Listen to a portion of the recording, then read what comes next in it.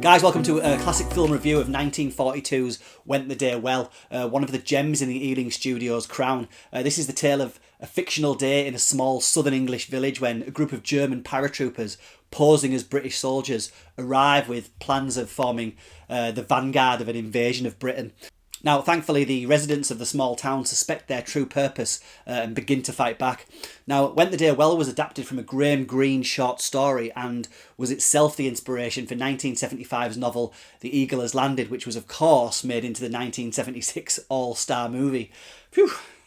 Now, this movie is not far away from the dictionary definition of stiff upper-lipped British defiance, released not only to entertain, of course, but also as an effective piece of propaganda as the Second World War reached its midpoint. Now, the movie's violence is surprisingly blunt and matter-of-fact for 1942, and I'm sure when it was released in the UK in the winter of 42, it must have sent chills through an audience, fearful that if this could happen in a small town in the countryside, it could happen to them. Let's take a look. Person who attempts to escape or communicate with the outside world will be shot. Is that clear? You ask me to bow down before the forces of evil here in this house of God. I ask nothing. I give you my orders.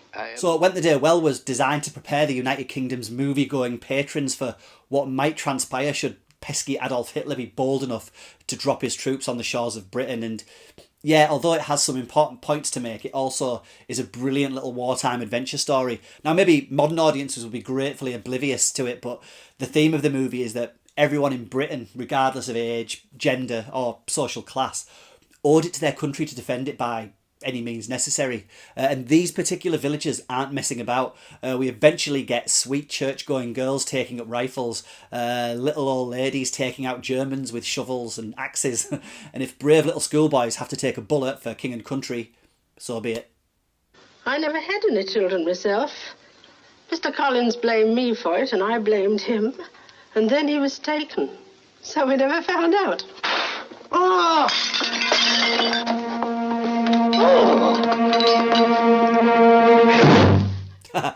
Don't get me wrong, it's not a bloodfest, but it really sells the fact that when your freedom's at stake, every man, woman or child must battle to protect it. So the story here is brilliantly framed within a flashback, the film beginning with a Bramley End villager addressing the audience, about to tell us the tale of when those pesky Jerrys had the gall to wander into the British countryside. Turville in Buckinghamshire here standing in for the fictional Bramley End. They wanted England, these Jerrys did. And this is the only bit they got. The Battle of Bramley End. That's what the papers called it. Nothing was said about it till after the war was over. And old Hitler got what was coming to him. Now, made and released during the war, this film supposes the war has already been fought and won, and that the invasion was attempted and obviously halted. Now, the film was adapted from a Graham Greene short story, The Lieutenant Died Last, and under the direction of Alberto Cavalcanti, a Brazilian-born filmmaker here making his first feature-length English-language movie. The story takes on an almost broad daylight noir feel. So playing on public fears, there's of course a traitor in the midst of this picturesque little village, a fifth columnist played by Leslie Banks, a prominent figure in the local community, but actually a scumbag who has invited the Nazis to set up a base of operations as they plan to signal the enemy forces. Now the fun aspect of Went the Day Well comes as the Nazi troops, masquerading as Brits, keep slipping up in little ways that only some nosy townfolk would notice, like having ration packs with bars of chocolate that they have German writing on them. You saw where it's spelled chocolate? C-H-O-K-O-L-A-D-E. And what does ween mean? Chocolade is the German for chocolate.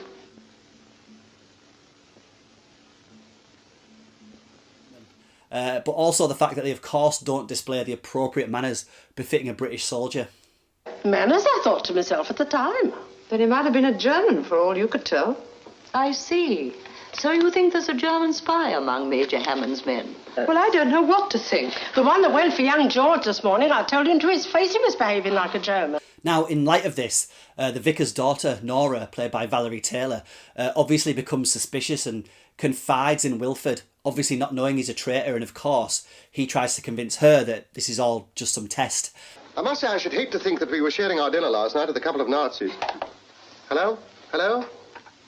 I imagine he's doing a sort of mass observation, taking a cross-section of every type of the community from the big cities downwards.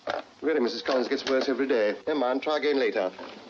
Now, modern eyes might question why these villagers are so slow to realise what's going on, which is easy in hindsight, but they have an innocent complacency as surely their own little village would never be the first stop in a planned invasion of England.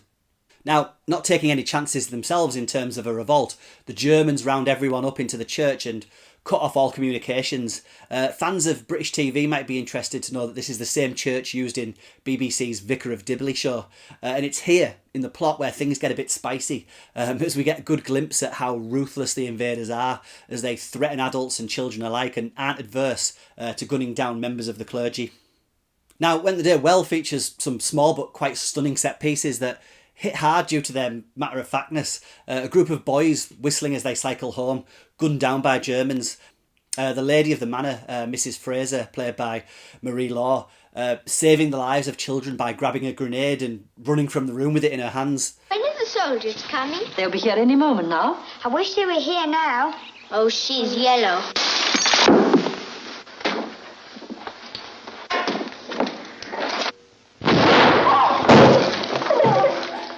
And once some proper shooting starts, the locals seem to take it on with proud glee. The message of the film that everyone can play their part in fighting off a German attack, served up almost like it's a shooting game at a fun fair.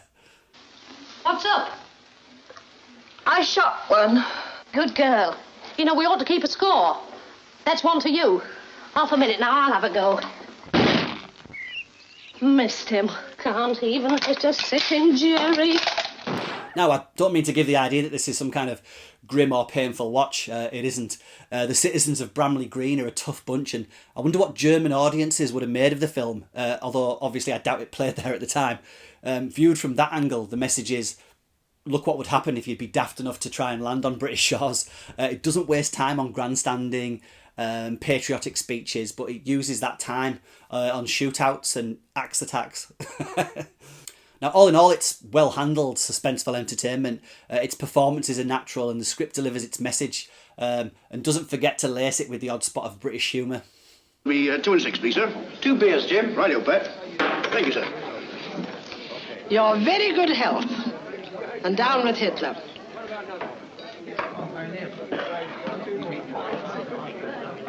Now, post-war, Ealing Studios would focus on making some of the most well-known and greatest comedies ever.